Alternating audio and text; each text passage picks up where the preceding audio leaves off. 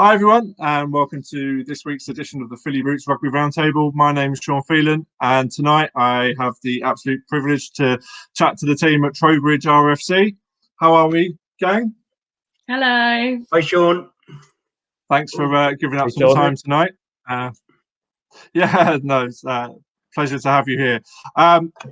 Let's introduce ourselves, I guess. Ali, do you want to start us off? We'll go around the round table. Just tell us your role within the club, bit of history about yourself, and your role within Trowbridge RFC. Yeah. Firstly, Sean, I'd just like to say a big thank you for having us on Trowbridge Rugby Club. We're loving your work.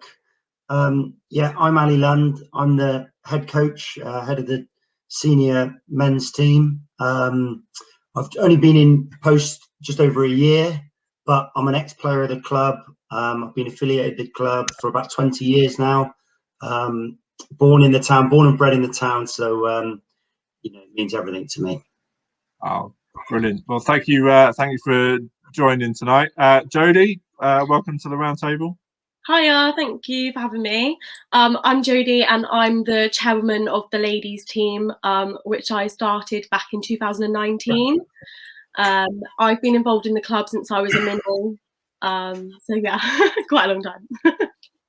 Well, thank you again, Henry. Welcome. Thanks for giving up some time tonight.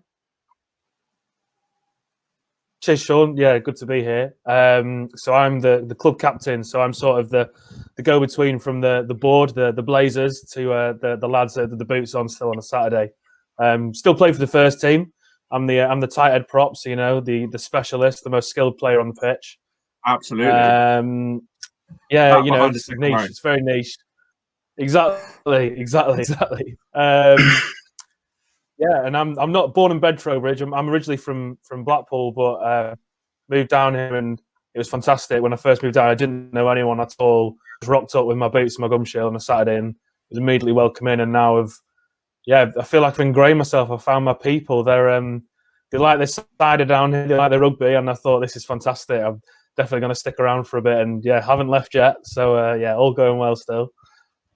Long may it continue. Sounds perfect. And finally, James, welcome to the round table. Thanks so much. Thanks for having us on. So I'm the chair of the Minion Youth section within Trowbridge. I actually started playing rugby at Newby Rugby Club, not so far away from Trowbridge, when I was 5. I moved to Trowbridge about 15 years ago, so not quite as long as Ali or Jodie, but I've played scrum half and hooker for the club. Retired now, so play the occasional sort of game for the vets, but no league rugby anymore for myself. Brilliant. Well, thanks for giving up some time tonight, guys. So James, give us a little bit of background on the club. Yeah, so the club was actually founded in 1931. It was actually originally some rented grounds in Trowbridge, and they used to change in a stable behind one of the hotels. Things have moved on slightly since then into the modern world. In the 60s, actually, the players themselves actually bought some ground in Trowbridge, and that actually resulted in us being able to move to a new ground in 2013, which was purpose built. And the new ground where we're at the moment for the last sort of 8 years, it's got 4 pitches, one of which is floodlight. We've got 3 training areas as well, and a brand new sort of clubhouse and changing room. So what we have now is absolutely massively different to what we started with less than sort of 70 or 80 years ago. So it's a big journey the club's been on, and there's lots of big plans for the future in terms of what the next 5 or 10 years will hold for the club as well. So exciting times for Trowbridge at the moment. Lovely. Well, it sounds like you're doing well for yourself. Well, we'll come on to the next sort of 5 and 10 years a bit later on. So how many teams do you run? We run 3, possibly 4, depends on which season it is in terms of senior teams. As Jodie will talk about later, we've introduced a ladies senior team as well a couple of years ago, and that was part of our sort of previous 5 to 10 year plan, sort of some communist state almost. We've got all of our minis through to youth, so whether it's sort of little ruggers, under 6s through to under 12s, and then under 13s boys and girls teams through to the Colts and academies as well. So actually, we're quite blessed with sort of minis and youth teams. So the future is bright for the club. Excellent. So we haven't played rugby in a year, so we won't talk about last season. But the season before lockdown, how were you all getting on? We'll start with you, Ali. How was the club over 2018, 2019, I guess? Yeah, okay. Well, I just have to 2019. I'll take you up on one point there, Sean, because we did manage one game at Christmas on the 27th of December under the adapted rules. And the reason I bring it up is because I did get my boots on for my one game of season. I did score a try, so I don't want that missed out in the records, okay? So No. We'll cut that bit, and this will be the bit that goes on the internet. So you'll have your moment. Yeah, thank you. Good. What he's not talking about, Sean, is the turnstile at the back at 15 that he was. Everyone who paid their money could come on free. That's what it was. It was free for all. Right. Thanks for that, Henry. You were talking about playing first team this season. We might have to have a chat. Yeah, that's it. So yeah, 2018-19 season. It was, seems so long ago, but it's a brilliant season. There's no point being around the bush about it. We had some challenging results. We were at first team level, playing level 6, Southwest 1. We were in a bit of a dogfight near the bottom of the league. But there was, the league was really well set up this year. We had loads of local derbies, Chippenham and Marlborough, Salisbury, Wimborne, all these teams we played for many, many years, real great local rivalries, and managed to win a number of games. And it was right in the balance. And, so it went down to the RFU point score average, or whatever they called it. So we were kind of in limbo. We didn't know whether we were going to survive or not. And then we just survived. So we had a couple of great relegation games, managed to get on the right side of them, and that kind of pulled us through. And it was great as well. We brought a new coaching team in as well. I came in as head coach. James McFarlane came in as became a player coach who's been playing for the club for a number of years. Jamie Little took on the second 15, Paul Taylor, Justin Reed, and it was all guys, with the best intentions of the club at heart. They played for the club for many, many years. So we kind of like, a bit of a refresh, bit of a reboot, re-energize the club. And it was great fun. Brilliant. Jodie, tell us a little bit about the women's team and how you got on before the chaos hit. So the team only started out in November 2019. So as we got to March 2020, we were coming to a position where we were wanting to play games, and potentially play our first game, but unfortunately we went into a lockdown. We did have friendlies arranged as well, so we were pretty gutted that we couldn't do those. When we started off in 2019, there was 14 ladies that turned up. We're now up to 28. So our numbers have doubled. We're doing really well. We kind of attracted a lot of ladies that were mums within the mini section, first of all. And then we developed out to, for example, younger girls within the community that were going to sixth form or college, girls that were coming back from university. Within our local area, I would say there's not many female teams. So I think it was good that Trowbridge introduced one, and it helps with that development within the club. And I think a ladies' team was what it was missing at the time. Yeah, it sounds like it. And sounds like it's thriving as well at the moment, which is great. Yeah, it's doing really well. And we've even had a fair few number of teams approach us for fixtures already for once we slowly come out of lockdown, which will be good. Yeah, it'd be good to get the ball in the hands. Yeah. Back all together very soon. And James, I know you're in charge of the minis in June. How was that before everything sort of kicked off? Yeah, the numbers across nearly all the age groups have been really good.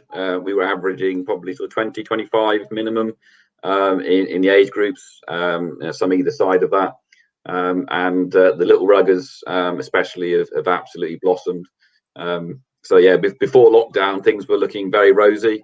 and we had a fantastic volunteering base. The club is very much based on its volunteers. We have, I think, 3 fully paid up staff. Everybody else maybe sort of part-time in terms of helping behind the bar.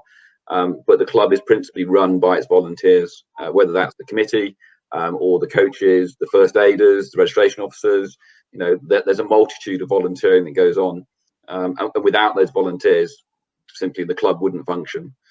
So, you know, it was going really well, really strong, and we had a really strong engagement with those volunteers within the club. Absolutely. Volunteers are everything. And Henry, talking about the last 12 months, it's been a challenging time for everybody. But how has the club engaged its members, sort of between March and the end of last year? And then was it difficult? Has it been more difficult this time round in this third lockdown to get people engaged with everything? And I'll let you tell your guy's story. No, absolutely. This third lockdown, I think, has been the toughest, because during the first lockdown, initially, you know, we had a great spell of weather, didn't we? And one of the boys he's in the services, I think he's a Marine, he set us all these challenges, which were fantastic. So it's right, lads, this week as a club, we're going to climb Everest, and we included the ladies as well. And you'd record yourself doing a run up a hill or anything, and then you'd all add that up, and then the week after, it'd be like, right, we've climbed Everest. This week, we're going to climb Kilimanjaro, and then the next week, it'd be, right, we're going to run from our club, or the equivalent distance, to Twickenham. And that was great in March, and, you know, in the summer, because we had this. Luckily for us, big lads, we could just contribute the odd mile here. It's how you can see how rugby players are just competitive about everything, and that's why we always do it, because it got to a point where it was, right, if you can contribute, you know, 2-3 miles, thanks a lot, lads. And then some guys are like, no, I'm going to contribute 10 miles. I'm going to do 12 miles. I think 3 of them basically did a marathon in one day in the blistering heat in May or something. It was an amazing effort. This lockdown has been tougher because we haven't had the weather. I think in general, people haven't had stuff to look forward to. So we have done, you know, Tuesday, Thursday night Zoom fitness sessions. So we still get that Tuesday, Thursday night training as we would normally. When we could train, during the Zoom sessions, we get okay numbers. When we were still training, even though we didn't have games, that was one thing which was really amazing, I thought. We were still getting, you know, 30 players, 20 to 30 players every Tuesday, every Thursday, even without a game on a Saturday. So I think lads still want to train and play. That was really weird. I don't know if other players would agree with me. That first lockdown, when we got back to training on a Thursday night, it was, your brain is a condition, right? This is Thursday night. You get your match prep ready. You get everything ready for a Saturday. And, you know, I'm one of the older heads now in the team, so I'm sort of, you know, keeping the young ones in line, like making sure, like, you're not on it. You need to be more focused. You need to be on this game. Like, you're out of position. We've done this before. Whereas actually, we haven't got this game on Saturday, and it's, yeah, getting those games back would be massive. But outside of actual rugby in general, we are a very social club. Like you said, the facilities and the bar and the actual clubhouse itself is amazing. You know, when I first rocked up to play for Trowbridge, like, this is, you know, the streets are paved with gold here. I've gone to some clubs up in Cumbria where you're getting changed in shipping containers, and, you know, you're doing sweeps of the pitches just to make sure there's nothing dodgy on there before. We've all played at those kind of clubs, but this club was like, you know, it's like the Garden of Eden of clubs. And we do have a social side. So Jodie's massively involved in that as well, in the terms of organising the social sex. We had like a pub golf day, which I don't really remember too much of, but it did happen. I know it happened and told it did happen, and we don't. Yeah, it's definitely good, but we don't just keep it to the rugby club either. So we had a 6-a-side cricket tournament with the local cricket team over in Southwick. That was really good. You know, some of the players there, I don't think they can play cricket, but they were just swinging it like it was a golf club and knocking it for 6. So maybe if if rugby doesn't work out for them, they've definitely got that. Yeah, it's just. It has been tough. It's like Lundy said, we won't sugarcoat it or anything. It has been a tough time for everyone, and especially in a sport like rugby, where it is about, you know, you and 14 other players coming together on a pitch. That's tough to do, even at the best times, but especially when you can't be within 2 meters of each other. It has been tough, but it's also, I think, brought a lot of the lads closer together now. I mean, I definitely check in a lot more with players, and you realise how much you don't see each other, and how much when we were training, you are involved, and it is that, you know, we've got 3 teams of seniors, we've got teams of we've got the late team as well. It is a big group of people. So yeah, as it's progressed, hopefully there's light at the end of the tunnel now. We can start training at the end of this month, which is, you know, I can't wait, and I'm sure the missus can't wait either. Because I'm behind the walls. I never thought I'd say this, being a prop, but I can't even just to run around a pitch with someone else. Just to actually do a bit of running would be amazing. So yeah, that's really how it's gone. So on that, then the rugby returns very, very soon. Monday, you'll be able to train from when this goes out. So it would be Monday that the restrictions are lifted, hopefully, and rugby training can resume. Are you all excited? Are you all nervous? Is it a bit of trepidation? How are you feeling, Ali?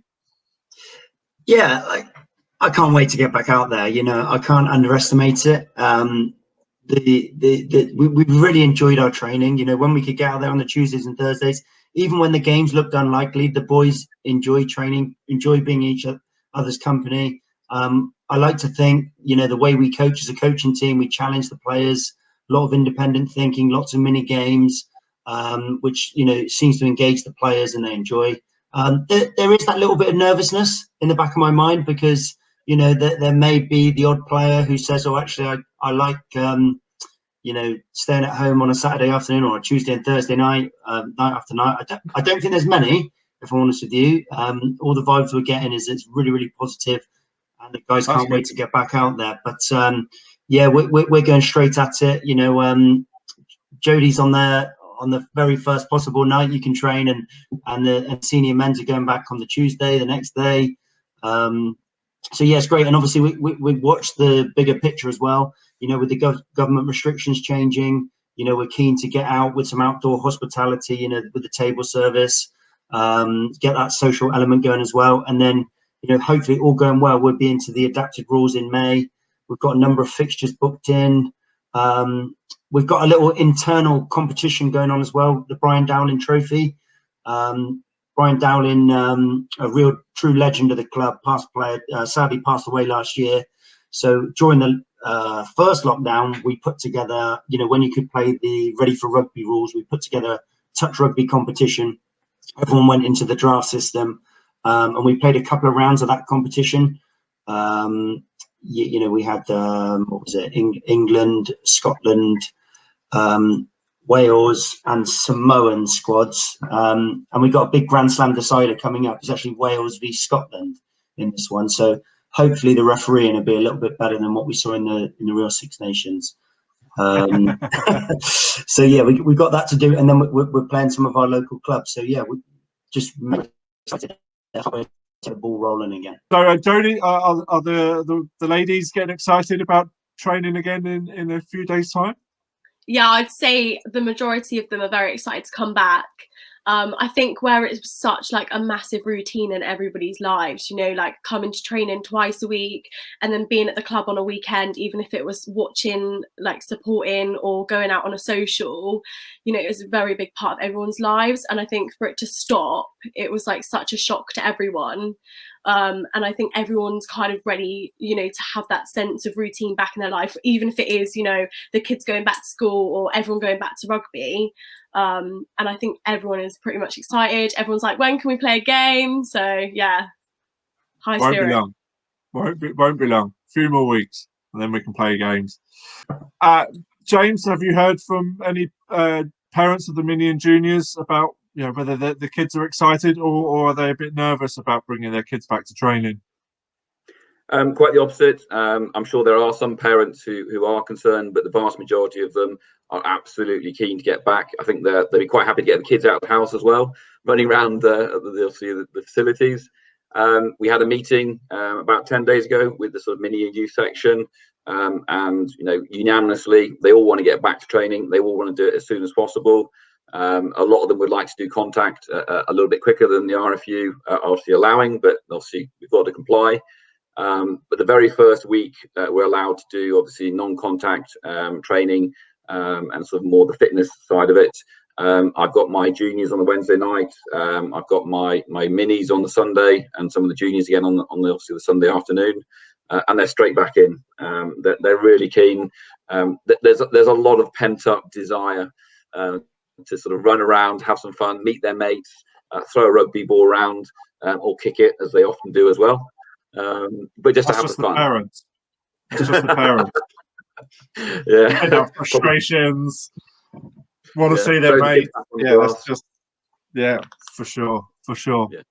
Um, And it is the excitement. You know, they've had 3 months of lockdown, and getting out there and actually having a good time with their friends.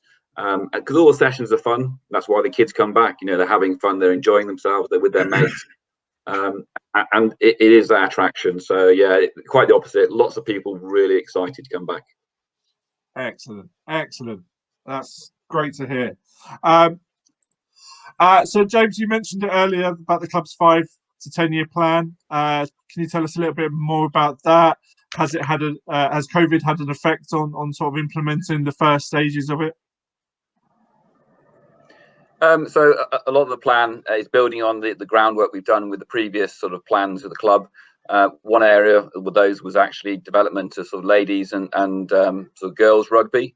And we're relatively lucky that sort of 2 or 3 years ago, a series of activities aligned. So we had a number of girls coming through our mini section, which historically was a challenge because they would go off to other clubs rather than stay at Trowbridge in the sort of the youth section. We had a pent-up amount of demand in local secondary schools as well, which we were able to sort of tap into. And also Jodie was very successful in sort of encouraging the ladies side to start. So those three areas together resulted in us being able to start and continue over the last couple of years, providing youth rugby to obviously the girls, and then obviously Jodie in terms of the seniors. And we're planning to build on that. You know, some of the ladies sections are doing really well. Some of our youth sections we've still got quite a small under 13s, under 15s girls, but the numbers are continuing to grow. Our Colts section is absolutely fantastic. The girls Colts, I think they've got 22. You know, considering that only 2 or 3 years ago we had none, that's an amazing growth. And we're getting very lucky that there are some really committed coaches who've managed to sort of drive that adoption and the focus. The other area that we want to focus on is actually development of the facilities. We have some really good facilities, probably some of the best in Wiltshire, but we want to continue developing those. And again, there are activities that aren't immediately related to the club in terms of some of the work the town council are doing, but they're looking to build an all-weather pitch on the ground next door, and the club would have some access to that as well. So that's really important for us because obviously that gives us some really good facilities to build on, and also for some of the minis and youth sections to use. And I'm sure Ali and some of the seniors would also get some use out of that as well. So they're the 2 main areas that we're focusing on. There's lots of other areas as well within the plan, but they would be the 2 main focus areas. Brilliant. This isn't a knock on any other club, but I always find when women's teams start, they haven't got the infrastructure in place to move things forward in the future. But it sounds like you've got everything in place, and you've got everything in place ready for the next generation and the generation after that to have somewhere to play. And I think that's absolutely brilliant. So congratulations to you guys, because and as I said, this isn't a knock on other clubs, but they'll start women's teams and they'll have their 15 players perhaps, but then what happens next? Yeah. There's no infrastructure behind it. With the girls section, with the Colts, you've got 22 girls Colts. That's the next generation for the next 10, hopefully 10, 15 years of playing. That's incredible. That really is incredible. Jodie, so you were gonna... So one of the main reasons why I think it really pushed me to form the team is when I was playing rugby at university, you know, all of the other girls were going to go back to their hometowns and had local teams to play for. And being involved within Trowbridge RFC from a young age, I knew that there was, room for a ladies team. We did have a ladies team 15 years ago, but like you said, the infrastructure sometimes just doesn't work. Sure. Yeah. And I think there was, room for a ladies team to develop. It was, we had to start off very small. So it was me and a lady called Selena Burke, who was helping to coach the girls' Colts. And we just posted it on social media. We kind of turned up on a Sunday, see if anyone came along. I was pretty surprised that 14 people came along, if I'm honest. Yeah. And then it just kept growing, and then I was contacting old friends from school that I would do tag rugby with, and then contacting people within the local area that might be willing to travel, and then we've kind of gone from there. And having the girls' Colts there as well is so amazing, because I know within the next couple of years they'll be moving up to us, and then girls even in the minis throughout the years, obviously, hopefully they'll come to us rather than branching out to other local teams, because we're such a big club, and we've got great facilities, and I think it's what we really needed. Sounds like it. Totally. And just building what Jodie was saying is one of the new things that we're trying to develop is also a new role for sort of a ladies coordinator, who would sort of oversee the girls from Little Ruggers all the way through to the seniors as well. And that's something that Jodie's also actively involved in. And it's that kind of forward thinking that has that sort of that structure right from the sort of young age all the way through to the seniors will pay massive dividends in the future. Yeah, and I think as well, like, we wouldn't have done it without the help from certain coaches as well. They volunteer. So our current coach is Jack Davies, who's on the senior team, and he's been involved in the club from such a young age as well. And we are recruiting other coaches to help out as well. So yeah, it'll be good. So if you were giving a piece of advice to one of these clubs that have set up a women's team, and they haven't got the infrastructure behind it that you guys clearly have, what would be your advice to them? I think I think posting across social media platforms and just being able to promote that you're going to be setting up a team does help.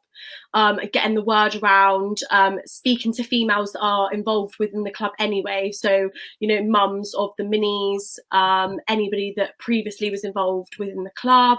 I think for me, I also spoke to a number of people from the senior team, and asked for advice from those guys just to see what they think I would need. I think having a good coaching formation really helps as well, first of all. And just to butt in there, I just think one thing Jodie's impressed me with so much is just that infectious enthusiasm. Hope you can see that tonight. She's relentless. She doesn't take no for an answer. And she just brings everything, a whole load of fun with it as well, which is, something we want that theme going all throughout the club as well. It's not unique to the ladies. It should be the Trowbridge way. The club has always been built on fun, and we want that, just to keep going. Yeah, lovely. I would say just keep going and just keep motivated, and then you'll get there. Don't give up. Don't give up. Having a plan, but thinking about the future as well. So it's alignment with the rest of the club as well. So not forgetting that you're developing a senior squad, but you've got to think about long term. So how do you sort of have that pathway, I suppose, for the minis, the juniors, into the sort of the seniors? Yeah.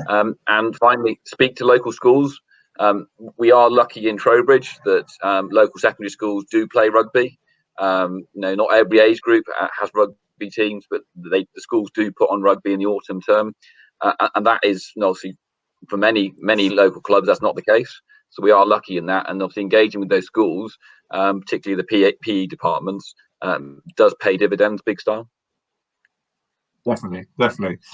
So finally, I don't want to take up too much more of your time, but this is a question that we ask everybody, and we'll go around the table, starting out with Ali. Can you give us one hope and one fear for either the sport of grassroots rugby or Trowbridge itself? We'll begin with Ali, and we'll go around the table. Yeah, I mean, obviously my hope is that we just get back playing, and that we see people playing at Doric Park and other local clubs, with smiles on faces, enjoying running around, and soon enough getting back in the bar afterwards. I think that's what everybody in rugby wants. We just can't wait for that. From a personal point of view, I want to see this kind of coaching framework throughout the club to develop. I think sometimes we can be a bit guilty of thinking, oh, coaching needs to be different for the senior men's to the senior ladies, or the junior boys, or the minis, the little ruggers. For me, that we need to develop a Trowbridge way, and we know the type of players we want to produce. So there should be those similarities about. So that's something I really want to build on over the next 12 months and the coming years. And my fear, well, I sort of hinted on earlier that there may be some players who don't want to come back. I'm a bit nervous about that, but I think my main fear has to be our first team manager, Sparky, he's an absolute club legend. He's played for the club for 20 plus years, but he's past his best now. He's hung up his boots, but last season he had to get the boots on for a couple of games. Someone getting injured in the warm up. Oh no, Sparky's playing the second half this week, is he? So if Sparky ends up playing too many games next season, I know we're in a spot of bother. So that's my fear. It killed me for saying that, by the way. And Jodie, one hope and one fear for the sport or club? I think my biggest hope would be for ladies to enter their first league and do really well. And my biggest fear, would be for the ladies team just to drift off, but that won't happen. Doesn't sound like it. No. Doesn't sound like it. I think it's here for a while. Henry, one hope and one fear? Oh, my laptop charge is going to die.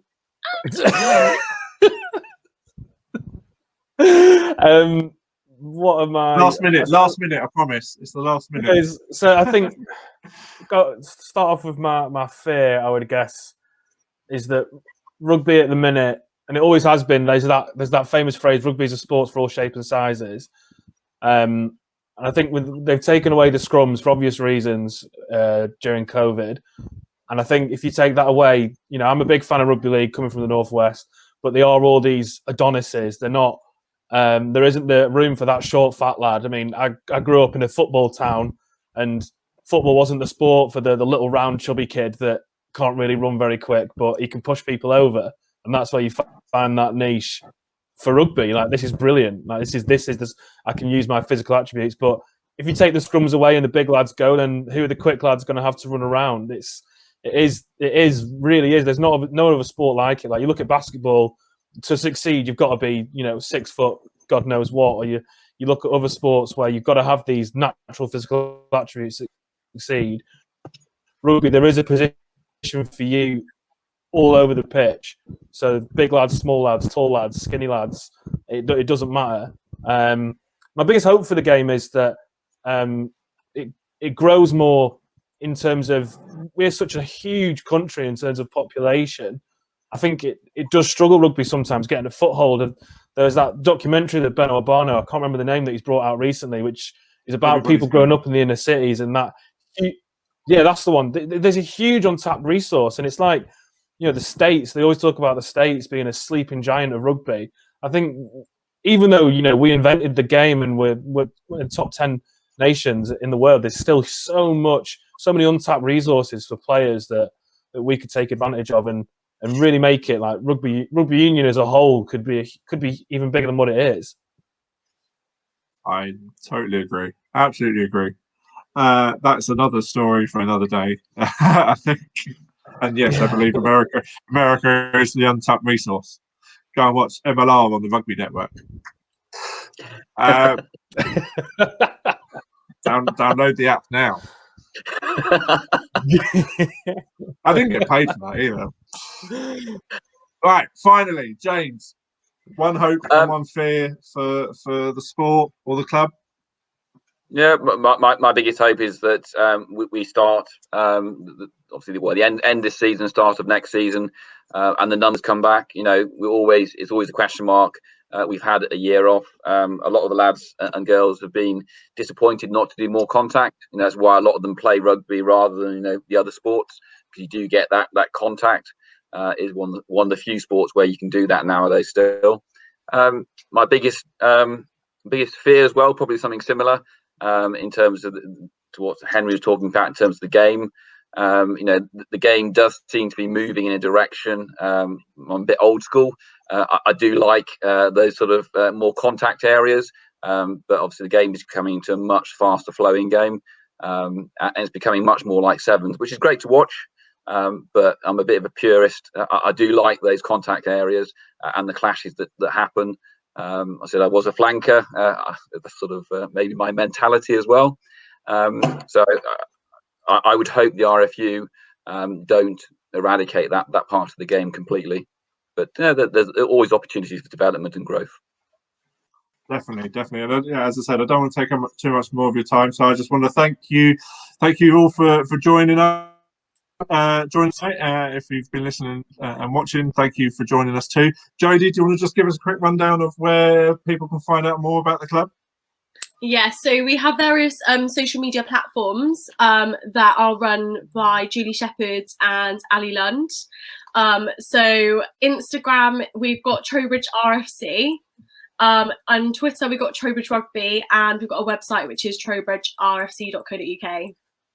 Lovely. It's been an absolute pleasure to chat to you guys tonight. Good luck with everything. Hope the first training sessions go well. Enjoy yourselves. It's been a long time coming. Thank you for joining me. Thanks for everyone that's watched and listened. Thank you to Rugby Store for paying for this show to happen. Visit rugbystore.co.uk. Use the promo code FYB Pod at the checkout and get yourself 10% off. They've got a big sale lots going on at the moment, so you can save yourself an extra bit of money. But thank you all, and good night. Thank you. Thank you. Thanks, Sean. Take care.